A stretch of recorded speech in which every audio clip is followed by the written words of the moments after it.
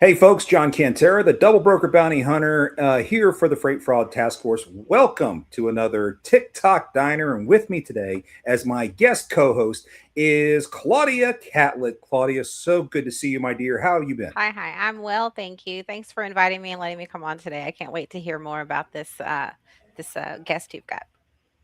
Yeah, it's going to be a great show. I don't know if any of you have ever heard of Class 8 before, but we are going to have Chris Atkinson from Class 8 on the show today, talking to us about Class 8 and what all it does. But it should really be an interesting and educational show, especially for you trucking companies that are out there looking to do things the right way. And everyone's very interested in doing things the right way, especially post Montgomery.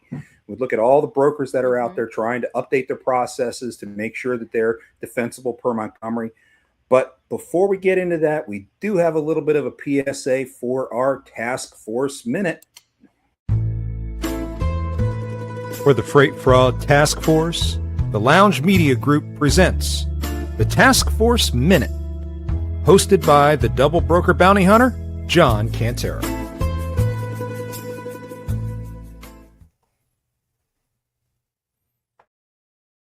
I've been having a lot of fun doing new intros using AI, Yeah. and it's been very helpful. But anyway, for today's Task Force Minute, if you have been sleeping under a rock for the last couple of days, I hate to say it, fuel prices are about to spike again. So if you haven't topped off your diesel tanks yet, you need to do so as quickly as possible because the U.S. and Iran are shooting again. The U.S. is saying that the ceasefire is officially over. And so the war is back on. So the wonderful dollar a gallon that we've seen reduction over the last 4 weeks is about to go away. I'm sorry, that is the way of things. So please top off your tanks while you can, conserve your fuel, and pay attention to your routing. Make sure you are doing the best you can to help protect your business. And hey, truckers out there, when you're bidding on loads, make sure you're accounting for your fuel cost along the way. Just throwing that out there, folks. And that is your Task Force Minute. This has been another Task Force Minute. Be sure to like and subscribe on all of our social media. And whatever you do, don't let scammers take you for a ride.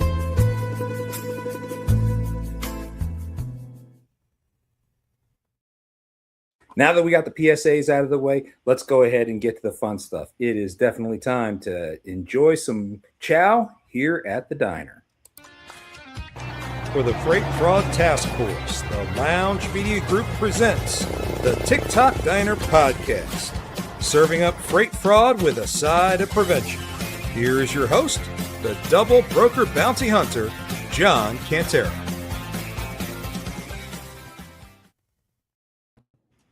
So I am out here in my studio away from home in Arizona. And I don't know about the rest of y'all, but I do not handle heat very well. So being in Arizona in July is not exactly comfortable. I mean, I think yesterday it was 120 degrees. This is That's all. definitely a monument to man's arrogance. I was trying to describe this last night to my wife. You're in a nuclear detonation. You have the blinding flash, where everything just incinerates and catches on fire. That's the point we're at right now. Okay, before the shock wave hits and knocks the ash plume out of the way after everything's been incinerated. That is where I'm at right now, and I am just roasting here, but that's Bless my okay. Anglo friends. I have no idea how the Europeans would ever handle this. I really have no freaking clue. But that's neither here nor there. I want to go ahead and welcome to the show Chris Atkinson, CEO of Class 8. Chris, welcome to the show. Thank you so much. Such a pleasure to be here, John and Claudia. Let's go ahead and jump right into it. I know we've got a limited amount of time today. Why don't you go ahead and tell us a little bit about your journey before we get to Class 8? Yeah, my journey is long and cumulative. I'd say that first. We started out as a company using ELDs as white labeled load boards for our technologies. We built an experience inside of the ELD. that was meant to be a freight matching experience. You might have an ELD by whomever. They might have a load board inside of that ELD, and we were the ones that were operating it. That's a brief stop in our ultimate journey here, wherein we got to the point where we could really leverage vehicle data for identifying the ideal shipment opportunity for the ideal driver. And we took that model to the OEMs. So starting with Volvo and Mack, and then ultimately to Daimler. Now, what is unique about that and what is unique about the business today? We have access to not just data on where the truck is, not just data on the actual safety of the driver, but also data on whether or not that vehicle is full or empty. And we started out launching a capacity sourcing solution because that additional signal, whether it's full or empty, and also what type of truck it is, van, reefer, flatbed, or power only, we realized we could leverage that for theft. We realized that with the additional inclusion of other signals, we would have a tamper-proof signal that would indicate unauthorized unloads on a journey. And we can do that when we have the origin and destination, and we can do it even when we don't, which I can talk about. The big problem today, two big problems today in the industry. Number one, ELDs are completely spoofable. They can easily be tampered with. And this is a tamper-proof signal because it is the ECU, not the ELD. So the actual device on the engine computer that we're tapping into, not the device that is being plugged in afterwards. And the other factor is because it's tamper-proof, you can do some very interesting things to help carriers that are actually abiding by the rules, that are actually, handling freight in an appropriate way. You can give them a system of record that they can take to any shipper, to any broker, and say, hey, look, I'm a legitimate actor. And by the way, if you're using me for any of your loads, you're going to know the exact time I pick up, the exact time I drop off, and I'm not going to be able to do anything funny because you'll be able to see it right away based on the data that Class 8 is able to provide. Yeah, I think that was the entire intent of ELDs to begin with. But as you pointed out, ELDs are hackable.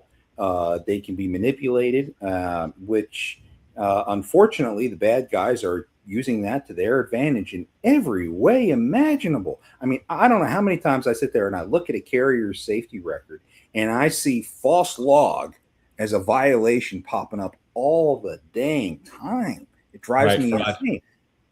Yeah, well, I mean, especially, I hate to say it, guys, I'm not trying to pick on the Eastern Europeans, but Eastern Europeans, I see this all the damn time. It drives me crazy.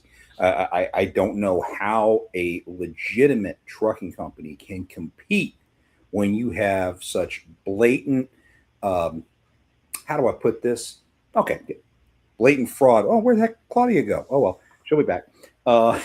Such blatant fraud going on where you have everyone cheating.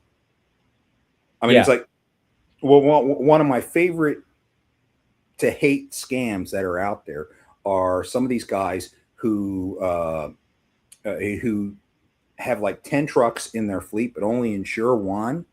Right. So they can keep their authority active. And it's just like, how are you getting away with this? How? Thankfully, FMCSA is stepping in, but what you're doing, tapping into the ECM directly, that really kind of fixes a lot of those problems. Indeed, yeah, you're able to tap into something that these bad actors aren't able to mess with. In fact, you can even look retroactively and say, well, we know that this vehicle was traveling for this duration, and if there's some edit to the logs, it's identifiable immediately. So all of that is effectively on offer when you're dealing with a signal that can't be tampered with. So law enforcement uses their license plate readers and whatnot to sit there and match log entries, but brokers don't necessarily have that kind of access.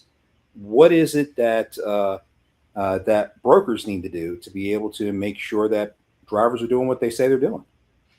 If you're working with Class 8, we're able to provide you with that system of record that shows you the exact patterns that these drivers are driving in, where they're picking up, where they're dropping off, as well as provide you with the signal that you need to know that when they pick up your load, there isn't an unauthorized unload. So I can, unpack that a bit. Because we know when the vehicle weight changes, we're able to say, okay, this is where the pickup occurred and the truck became full. This is where the drop-off occurred and the truck became empty. Is there a route deviation between these 2 points that doesn't make sense? We pair that with satellite data to identify where that actual unload event might have occurred. And that's what gives us the ability to really zero in on what happened and where it happened. I mean, we're seeing unload events in the middle of the desert. We're seeing unload events on the side of the highway, and we know that something went wrong there. But if you're a broker and you're tracking a load, you already have that pickup and drop-off information. You know exactly what's supposed to happen. So we're going to know right away. The second that unauthorized unload happens in an area that is not the appropriate drop-off location for that shipment, we're going to know right away. So we're helping. So like when you have a truck that's on a dedicated load and it's not a full truck, but it's still dedicated, and then they stop and they add a few pallets just to add some more revenue to the truck, you're going to know that right away. Yes, that's the other scenario. And we don't talk much about that, but the use of a vehicle outside of, if it's leased, if it's an Amazon truck, et cetera, outside of the scenarios that it ought to be used for, we see that too. And we're able to leverage that. I have to echo J.R. Elrod's question here. How the heck do you know that the weight changed? So there's an axle weight metric that comes off of the truck. And I just want to be clear, this is a proprietary metric. So it is only available from the OEM. You cannot get this from the J1939. In other words, you cannot get this from the actual ELD device. But this proprietary metric is based on the air suspension readings and the various different other indicators that come from that vehicle. The OEMs have had this probably for several years now, and that's what we're able to tap into. And that's what we get off of the engine computer because it's a proprietary metric and because we have those OEM relationships. That is just absolutely amazing. I deal with OEMs a lot in my full-time job, and the capabilities that they have that the public doesn't know about is mind-blowing. And that's one I didn't even know about. Right. So that's actually kind of impressive that you can leverage that information and capture that. So your product, Class 8, is that built for carriers or is that built for brokers? Who's your target audience? What I would say is that we first and foremost provide products to carriers. We have a voice negotiation solution that helps them find shipments with AI auto negotiator. We have a load board. We have a dispatch optimization solution. But of course, because we have all these different products and because we have these carriers leveraging them, we have a large base of carriers. We have about 200,000 trucks in our system. And those 200,000 trucks are able to leverage our network of brokers to exchange and interact with shipments in a way that is safer, in a way that's more productive. And that's what we're ultimately able to offer the brokerage side of this solution as well, as a capacity source offering. Okay, I'm going to throw up. Geez, JR, I probably should just throw you a freaking link at this point. You're asking great questions. How does it work on older trucks that may not have the computer capability? It's a caveat. I mean, we do not have. If your truck is older than 2019, we unfortunately don't have access to it. Now, that might sound like more of a red flag than it actually is. That might sound like more of an issue than it actually is. The reality is, if you look at the total number of trucks on the road, I think the number that's commonly quoted is that about 3.5 million trucks are on the road. This is not correct. There's about 2 million active trucks on the road, and about, say, just for round numbers, about 1 million of those are across private fleets. The available connected trucks across Daimler, Volvo, and Mack that we can access is 1 million. Now, there'd be a bit of a skew towards private, but that gives you significant coverage in the authorized for hire segment as well. And within that segment, a lot of owner operators, a lot of small fleets, they have high concentration of these 2019 vehicles. So I know there's the issue out there of, the trucks that are much older, et cetera, but it's not as much of a problem as you might think. You're not really holding on to these assets in most cases for longer than that time period. One sec. I'm actually tossing JR a link right now. How do you? So if I was a broker and I am like my company that I work for is a brokerage, So if we wanted to utilize Class 8, what does that mean? Like, how would I do that? In what way do I get the information? Is it a UI interface that is only on Class 8? Do I have to have a subscription, or is it, hey, I've got these, this is my freight that I'm running, and two of my carriers said, hey, yo, Claudia, I just want to let you know that we've got Class 8, and we can send you the digits. I don't know what they would, to assure you that we're legit and that we've got our trucks are where they're supposed to be, et cetera, et cetera. Like, what does that interaction look like? What's the starting process? How does that work? Yeah, absolutely. So today, brokerages just leverage our API or a portal that we give them access to. And that portal gives them access to information on the trucks that are inside their network.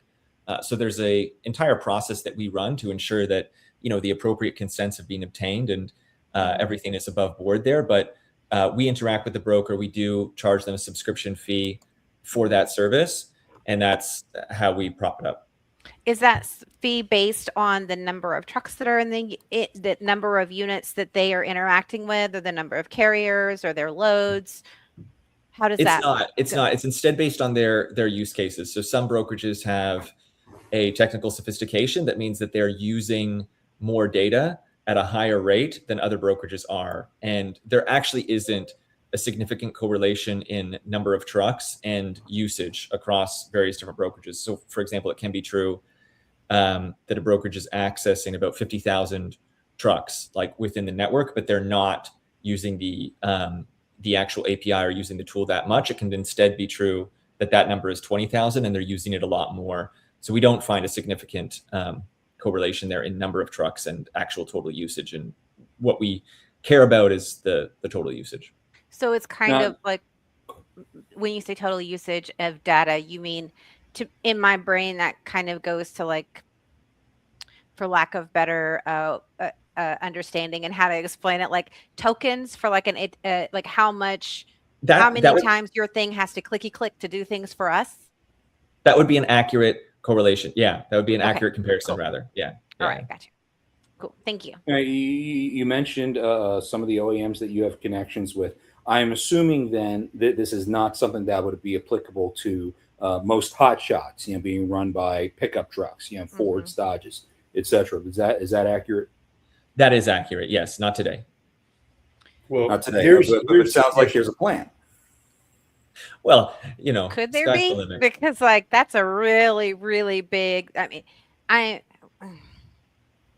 it's a large segment of the market these days. They are so hard to vet, and because even though most hot shots are still ELD required, because they don't get pulled over and inspected and hit for it, they don't do it. Like I can't tell you how many times I've argued, well, not argued, but just said that truck's not ELD, that load is not ELD exempt. Well, they're a hot shot. That doesn't matter that they're saying hot shot does not mean you're ELD exempt, right? So like when you go through the check marks, I'm like, they're not, but because they don't get hit, they don't do it. So we don't have these connections to be able to look. They are a thorn in the side of anyone who is trying to vet and I've actually had a run-in with law enforcement very recently out of New York, and I know at least in New York, Highway Patrol and certain municipalities that are trained in DOT operations, they are actually hyper focused on hotshots because of the various issues that are taking place in hotshots. And I'd really love to see all the states put some focus on that. And as another public service announcement, real quick, guys, next week is a CVSA inspection week. It's Operation Safe Driver. From the 12th through the 18th. So you commercial guys that are out there, if you're on your phone or you sit there and you have your tablet mounted and you're watching the movie while you're driving, you're going to get busted. And it's not just the truck drivers, the four-wheelers out there, they're coming for you too. So be careful out there, guys. I digress. They are targeting hotshots, finally. So we are seeing some improvement in that realm. But as we all know, when you have the non-CDLs get kicked out of a CDL position, they go to the non-CDL platforms. They go to the box trucks. They go to the hot shots. They go to the Sprinter vans.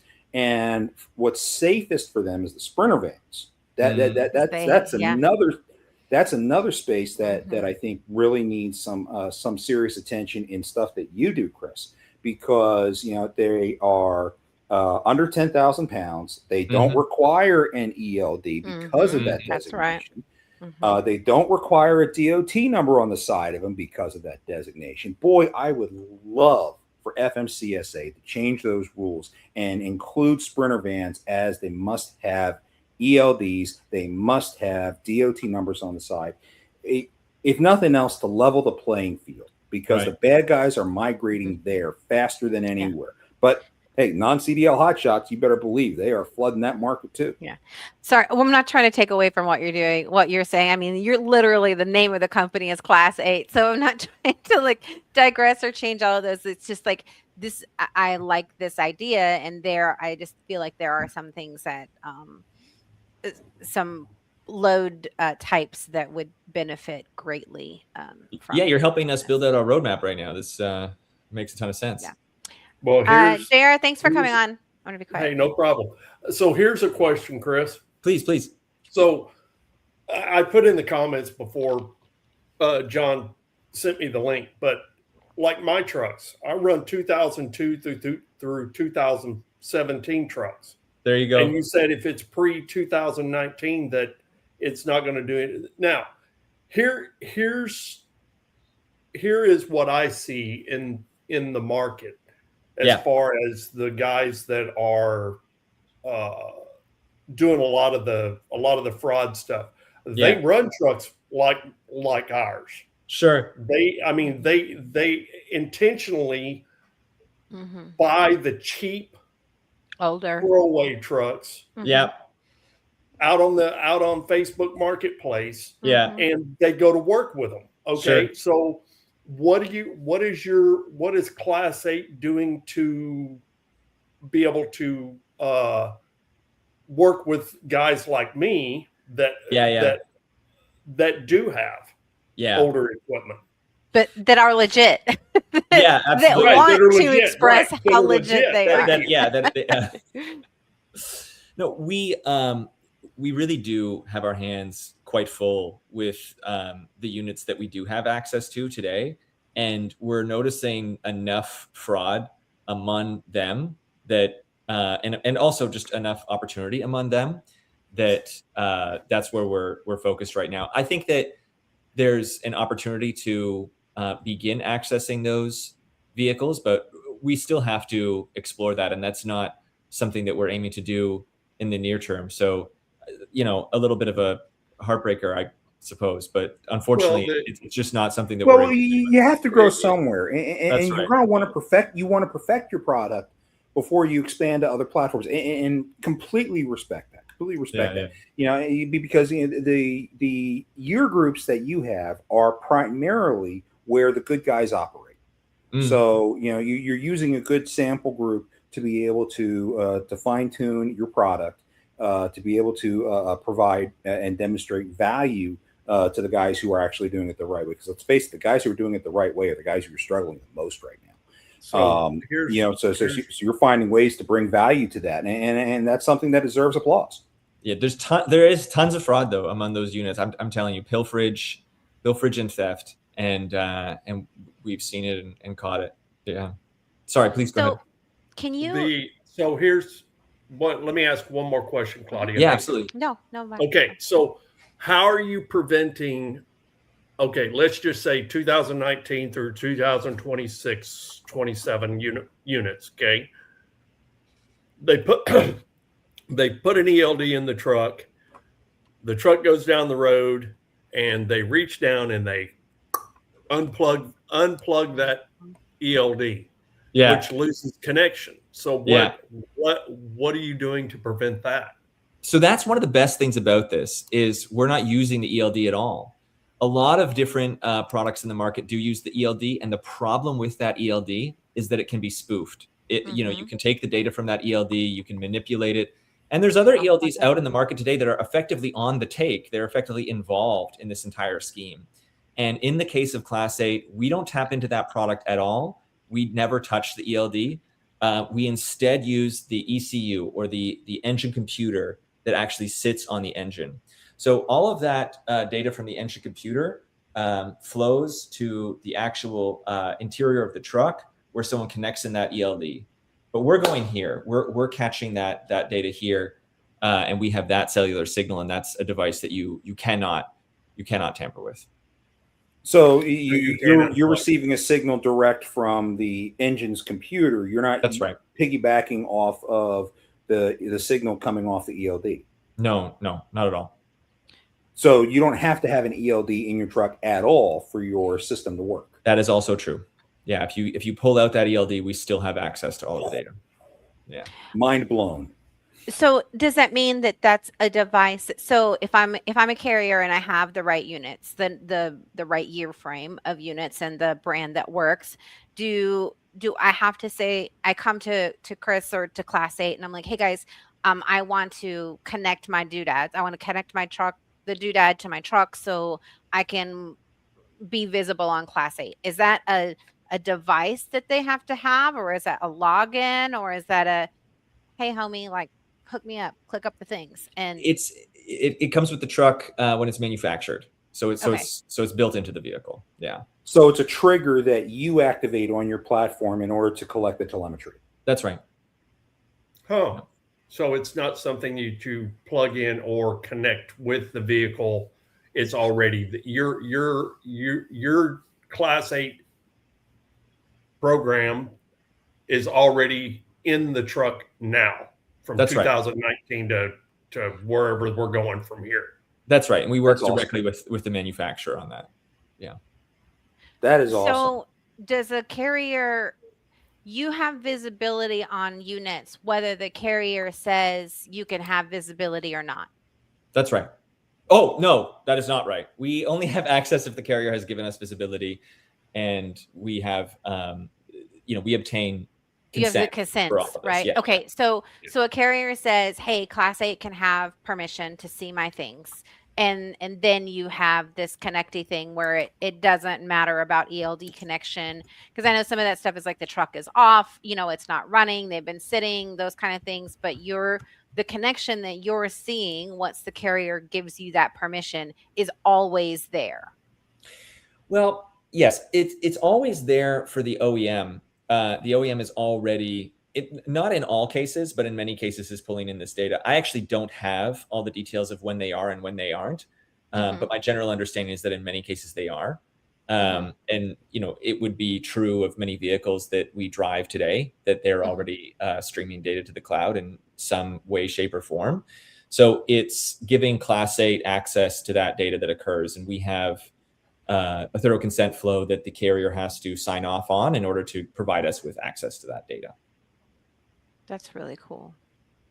What is the cost? How does it work for carriers? Like for their cost, are they monthly? Like, I guess they wouldn't be pulling the data like a broker is, or do they? It depends on the product that the carrier is using. So our dispatch optimization product, for example, there is a monthly fee associated with that. Our load negotiation tool, we charge when we actually secure a shipment. So it is really for us an opportunity to have various different products that are effectively loss leaders. Like we have, in the case of Daimler, a free ELD. And we also have a free load board in the case of Daimler, Volvo, and Mack. Those things help us sell these other products that I just mentioned. So that's a way for us to, operate a product portfolio that makes it true that when you buy a truck, you have what you need to run your business alongside that truck. That's ultimately what we offer to the OEMs. And then we have an entire strategy focused on bringing folks in, getting them using these systems, and then upselling them on the more important products and features that we have available. So now, a lot of brokers that I'm aware of are kind of turned off trying to negotiate with an AI. How do you get around that?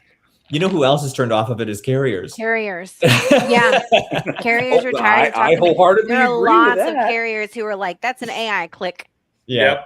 And Yeah. and it's happening through email too. Matter of fact, while we're sitting here, I'm sitting here trying to secure a load, and and I'm talking to an AI, trying to get it to get me to a human so I could actually talk to somebody. Yeah, and everyone hates AI. It's it's just the hatred is only growing. I would say that in many cases that negotiation bot is connecting with another AI on the other side of the conversation. So we have a lot as AI. I would love to see somebody who's really smart in AI to sit there and crash somebody else's AI as they go through a negotiation process. Don't do it to us. Just out of entertainment value, I'd love to see a recording of that. When I was dispatching. When I was dispatching, I could recognize when an AI answered a phone when I'm trying to call on a load. I could easily recognize that. And it didn't necessarily bother me unless it was forcing me to negotiate and wouldn't advance me to talk to somebody. It got to the point where, in some cases, I would sit there and I would say, "Okay, yes, I'll agree to your rate," and then it advances me to the broker and say, "Okay, look, man, I don't want to negotiate with your AI. I want to talk to you. Okay, this is what I really want for the load." And he said, "Well, then I hang up and say, well, screw you. You're wasting my time." Okay, sorry. I'm much better off talking to another human being because there are circumstances that exist. And then there are the AIs that sit there and say that they recognize my phone number, okay, which is not connected to an active DOT number, and they say, "Well, you're not calling from an authorized phone number." Click. How the hell am I supposed to do my job if you won't even talk to me in the first place? Yeah. This is part of my issue. This is part of my issue with a lot of the technology out there is and this is what I was saying in the overdrive piece that you saw, is there is the systems for enforcing clean usage of technology and the systems for avoiding fraud are so blunt that they're catching all these false positives, and they're very punitive to folks that aren't, are doing no wrong. And I think that we need more of a scalpel, whereas right now we have a hammer. There's no one on this call will like this phrase, but there's a phrase that I heard once that was the optimal amount of fraud in any market is not zero. But what it means is that if you build all the systems to completely eliminate something, so if you're focused on zeroism, then what happens is you decrease the market size so significantly that it's edging out all of these good actors that should be able to run their business appropriately. We believe we have that scalpel. And I'll tell you, Chris, that's exceptionally fair. Absolutely. Sorry, Claudia.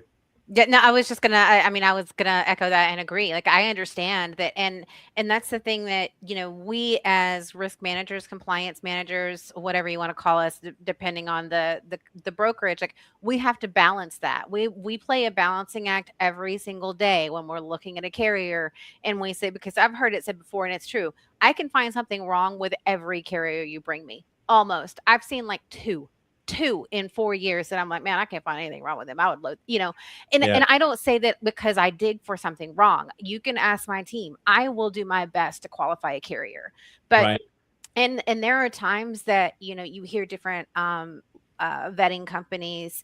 Well, I don't know. Can I say other people? I don't know if I'm allowed to like call out other people on the thing, but there are companies who will say like, hey, you might not, we know that you're not going to pay the rate that you need to have a high caliber carrier for every single load, because frankly, you've got customers who are who are like, they are very price based and they don't care. They're like, listen, I just want my freight to get there. And you're like, fine, it's a drive-in box truck, and you those are the carriers that are like the lower, tiers that you assign, and they don't have a high value on cargo and that kind of thing. Like, I understand that happens. And so we have to take that balance and say, okay, I know you're going to have a rather meh carrier, but I at least want to make sure that the VIN is on the policy. So we have to do these, we play that balancing act every day. And sometimes we do use a blunt hammer. And sometimes that hammer is, listen, I've had 12 claims with that insurance company, and not one of them have ever paid out. And it's nothing that we've done wrong. It's nothing, and it's like, so we blunt hammer some things, and we know that with doing that, we are going to lose a part of our capacity. And so we have to say, okay, if this is the rule, or this is, I'm putting this hammer, I know that it's going to affect capacity like this, I'm okay with that. Or, hey, this is the broad rule, but we're making exceptions, and this is how we make those exceptions. But the thing is, you have to have someone on your team who takes the time to do that, because there are so many who won't. You've got big companies that do the AI things and whatever, that they've got 6 other carriers behind you that they don't need any of the scalpel for. And so they'd rather load with someone they don't have to scalpel. And that does have a very negative, I understand that has a negative effect on especially owner operators, who maybe are driving older trucks because they can't afford that crazy insane payment for a new truck, and so I get those things, and know that there are, I think it's great what you're doing and how you're working at trying to have another solution to show the good carriers that are out there, because we want to applaud them, we want to load them, and we want them to be the ones that are on our loads, like, period. That's what we want. And but it is definitely a balancing act, and we do sometimes say, like, nobody, like, we're just not doing it. When I look at a bunch of motor carriers out there, and I'm talking to them, particularly some of the guys who may have only been in the industry for maybe a year or so, one of the biggest issues that I see with them, one of the biggest needs that I think that they have, is they have no idea how to calculate their costs. That CPM that we try to preach out there to a lot of people, the new guys have no idea. Does your platform help a motor carrier determine what a CPM might look like? Yeah, absolutely. We have a dispatch optimization system that analyzes the various different pricing and 816,000 different lane combinations that you could run in order to help you identify not just where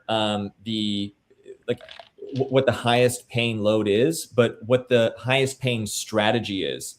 And I'll tell you, this is not a strong pitch to most carriers, because it is in many cases just follow the money across the board.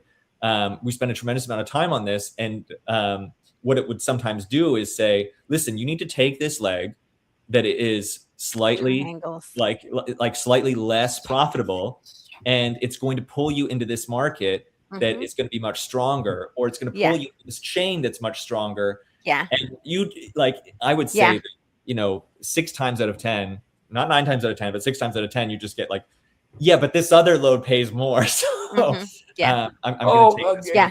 Well, I love that. As a dispatcher, I saw it all the time. Absolutely. Yeah. Oh my God. Yes. Yeah. I love it. That's what we're both cheering. Like, I used to work for a motor carrier, and we had a team that they ran a triangle, and we had owner ops that would lease on. And so they had to, obviously they had to approve all of their loads, and we're like, hey, take this load. And they're like, wait a minute, that doesn't make any sense. I don't want that load. Yeah. But you had to present it as a triangle, and we had dedicated freight. So it wasn't like you were going and guessing either, but it takes, we had 2 dedicated legs of that. And then that third was the one that was the spot market that we would throw in, and it is sometimes difficult to get someone to understand that, hey, listen, I know this one isn't the best, but it's the lane, it's the triangle that we're talking about. You can run this in this amount of days and come home with at least this, and probably going to be this, so it's excellent that you have something that allows that to show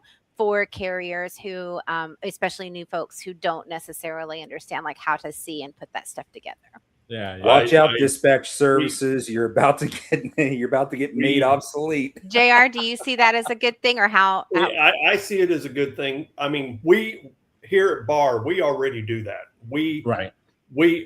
Okay, so we run project freight, and then once we get to the project and unload, then we have to find stuff to get us back towards the project. But you don't want to run. Okay, so we go to El Paso, we unload on Thursdays, then we find something on Thursday or to deliver on Friday somewhere, and then pick up something on Friday to deliver somewhere on Monday. because we can't pick up until Tuesday. So we're looking at, okay, if we run this here to here and then pick up this here to here and then this back over there, that, like she said, it's not really a triangle at that point, but that round makes us more money. Yeah. But it's about strategy. Right. Strategy is the key word. We will look, okay, so we know that, rates coming out of, say, Chicago is higher than what it is out of Nebraska. So we try to run from here to here, get to Chicago, get something out of Chicago, go back to where we need to be for Tuesday. And a lot of carriers, they don't do that. What they do is they say, okay, Claudia's load pays $3.50 a mile. John's load pays $4 a mile or $4.25 a mile. But John's load goes to Nowheresville, Wyoming, and Claudia's load goes down into, say, Houston or Dallas. You're going to make more money by going to Houston or Dallas than you are to Wyoming, right? Because you get to Wyoming, if you get something, it's going to be if you're lucky, $2 a mile, and that's where you lose your money. Yeah, no, in many cases. And another critical factor around this is, say you're building a triangle or even a square or even a hexagon, which we've recommended to folks in certain instances. The challenge is that whatever rates you're seeing, of course, change, but it's also true that the rate that you receive is higher the closer you get to that pickup time. Not in all cases, but in many cases. And so, we've called on those. We've tested this out. We've seen this with our AI agent. Very large brokerage saying, maybe you're asking $1,000 for something. And what we're seeing is that for this particular lane, you should be able to receive something like $1,700. The broker tells you on the phone, if you call tomorrow, it'll probably be $1,700 kind of thing. So I've actually heard that on the phone before. Well, and now I'm going to go back to Class 8 for a second, because I'm going to ask you the same question that I asked. This is all Class 8, but that's okay. That I asked Genlogs. Okay. Sure. And so is Class 8 going to supply the information in which you get from the trucks to the insurance companies and to law enforcement? In the case of law enforcement, we absolutely. I mean, if there's an investigation that we can help with. Oh, no, I mean outside the investigation. Say I pull into a scale and DOT, are they going to be able to log into your system and see what my truck did? No, absolutely not. Because Genlogs can't. They do it with Genlogs. Yeah. Yes. So, it's because Genlogs is tied into the license plate. Supplying the information you get from my computer on my truck to the insurance company. In some instances, carriers want their data provided to the insurance company. So that's a whole process. That's between them and the insurance company. And if that's something that so that's an optional thing. Whether or not you export that data to their insurance company is dependent upon whether or not a carrier wants that done. Otherwise, you're not building a durable business. Well, I mean, I would say that maybe Class 8 you have to have permission, but I don't think that anybody on this show can say for sure what the manufacturers are providing to whomever and whatever they're doing with whatever waiver that was signed when someone purchased a unit. So. I'll step in to defend them. I don't know that this is true, but I don't think they're doing that. I don't. Oh yeah, they are. Okay. I'm just going to say I don't know. I don't know. More than once. I don't know. You have the relationships with the trucking OEMs. Okay, so pose the question. I would love to hear the answer to that. Are they sending data to insurance companies? I think that'd be an interesting piece of intelligence that the entire trucking industry should know. They are ultra concerned. They are ultra concerned about privacy and PI, like all of this information. And I would be surprised. So my sense is that they are not. But I'm not an oracle into what's happening at the gigantic. Well, I just wanted to clarify the question was being posed to Class 8, not to the OEM. Yeah. Sorry, JR. What was that? Yeah, the only reason that I ask is because, they're, with us, I mean, honestly, we do everything. We try to do everything right. But I mean, we're not 100% all the time. Mm-hmm. And if somebody is sending, just say one of my trucks is running across Texas, out in West Texas, his speed limit's 80 and he's doing 85. We don't want the insurance company to see that, even though it's we're running a little fast, but we don't want the insurance company seeing that. I mean, there's a ton of different things that a legitimate carrier does, not consistently, but there are things that happen throughout, 150,000 miles of truck a year that happen that are not intentional, and it doesn't happen every day, but the insurance company sees it even once and then they hold it against you. I would say we make it our job to be very responsible and just good stewards of the products and customers that we have. So, for example, passing on metrics that are that do not have context and can be misconstrued is something we avoid. Another example is hard braking data. As we all know on this call, sometimes the safest thing you can do is a hard brake. And a lot of instances, insurance companies really care about this data point, but it's not valuable, and it's not it doesn't have the correlational value that you might expect it to. Something that does, driving without a seatbelt on. So there's certain things that are much more intent focused that probably matter much more than some of these other data points that can be easily misconstrued, and we take that job seriously. I think one of the things to focus to mention is that, the carriers are presented. It sounds to me like, Chris, if I understood this correctly, carriers, when they buy a new one of these OEM trucks that are part of your program, they say, as they're getting purchased, they're like, hey, listen, you're hopping into, to be an owner operator. If you are looking for load board, here's something that's an option for you. If you're looking for ELD, here's something that's an option for you, and here are things that kind of come along with what we're doing. And these things can assist you in your business. And those things, there's part of that is free. And then, but of course, your lead to that, if I understood correctly earlier, was like, hey, we're offering this to them for free.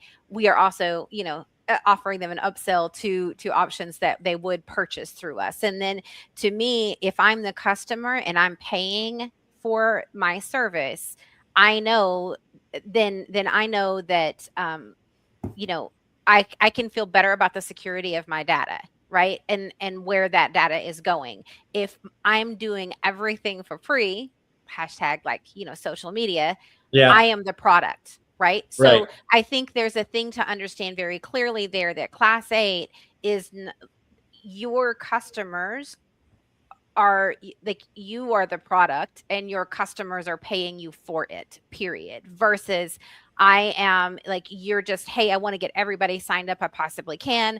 And then I'm using that info on the backside for brokers, insurance companies, and whomever is looking for that. Right. So I think that's a very something that we need to make sure that is understood for you at Class 8, that your customers are not the product. Your product is the product, and you don't share that information without very clear, what did you call it? Consent across the board and documentation for all of that. Yeah, absolutely. Especially with privacy being a huge concern for a lot of drivers out there these days. I mean, we've seen the resistance to inward-facing cameras. We've seen resistance. Well, look at ELDs when they were first enacted. The privacy is important to a lot of drivers out there, and it sounds like you're being responsible in identifying privacy issues that would be important to a driver to make sure that they get good information that they need and be safe in the knowledge that their information is not going someplace they don't want it to go. I think it's absolutely brilliant. There's no one under more surveillance than the carrier. And what you want in a truly efficient market is more security for the market, more, better economic gain for the market. Again, more security with less surveillance. That's what you ultimately want. I love it. Absolutely love it. Yeah, I think that's great. I know we're coming up on a hard stop, so I would like to go ahead and give you the opportunity to do any plugs, final comments, or anything that you'd like to do, Chris. Have at it. The floor is yours. Well, the first thing I'd just say is, for carriers that are looking for these solutions, please come to class8.com. Oh, really? Yeah, I see him good. Okay. I think Claudia maybe the frozen one. I'm going to just give it one more shot then. Sure. For carriers that are looking for these solutions, please come to class8.com. And if you're a brokerage that is looking for a better solution for capacity sourcing, a closer relationship with your existing network, also please come to class8.com. And the final point I want to make here is just on the whole post-Montgomery situation. What we're going to work towards is a solution that enables both the broker and the carrier to be able to work together confidently with signals that they can actually bank on. So how do you actually go to a carrier's record based on real tamper-proof data and receive a signal, receive a record that isn't muddy, isn't based on a bunch of thin inspection data or incomplete safety scores? That's ultimately what we're going to move towards, to ensure that the best driver that's behind a one truck fleet isn't ignored when trying to access the best opportunities. How do you actually make it true that the market is equal in the way that it ought to be for everyone? It's through this tamper-proof data. That is freaking awesome. I absolutely adore it. Claudia, any closing thoughts? I think it's a great product, Chris, and thank you, John, for letting me come on and co-host today, because I was so interested in this, and so I'm glad that you let me come on. Chris, I think it's a great product. I loved hearing more about the things that you started to offer for the carrier, and they're like, oh, I accidentally found out that this is a vibe, and like we can do this. So that's really neat. I will be connecting with you just to kind of touch base on. There are a few other questions I had. I'm not really sure that I want those to be all out there. So. But nonetheless, thank you so very much for coming on. I think, like I said, I think it's a great product, obviously recognizing that, there are some in the fleet, some fleet out there that are not going to be able to utilize Class 8 because of their model and year. But nonetheless, what you have for who is out there in that majority of the market is really great. So thank you for coming on and telling us about it. We appreciate that. Thanks so much, Claudia, John, JR. Such a pleasure. All right, JR, go ahead. I know you're going to do it anyway. No, I'm not. What I'm going to say is, Chris, I think from what I've heard about your product, I think it's something that, I'm not going to be able to utilize, number one, because of, like I said, the age of my equipment, but it's something that I'm actually going to check into a little deeper. I'm one, you can ask John, I'm one to research the hell out of everything. Yeah. And I will probably be sending you questions because I like clarification. And then if I see that it is a good product, I will start plugging it all over the place. Sure. Thank you. But I have questions, and I'm going to be looking for answers to them, and I will be in contact. And yes, John, here it comes. Go buy my book on Amazon, Frozen Freight, Iron Reef, on Amazon, coming out on audio on Audible soon. Okay, there. Oh. Now I'm going to shut up. Thanks, Chris. We appreciate you so much. Thanks so much. All right, folks. For a programming note here, we are going to be shifting the day that we typically do this, and he dropped out already. Okay, that's fine. Well, it's hard stop. Yeah, he has a hard stop, and that's perfectly fine. We are, from a programming note, we are going to be changing our days that we typically do this. We're going to be shifting to Tuesdays coming up here. So if you're one of our usual fans, please make sure that you watch out for our posting across social media. We may start next week. It may be the week after. I haven't made up my mind yet on that, but we are going to be shifting to Tuesdays on all the Double Broker Bounty Hunter, Freight Fraud Task Force, and Lounge Media Group social media outlets. So please keep that in mind. Otherwise, folks, thank you so much for joining us today. And we will certainly catch you next time. Thanks for having me.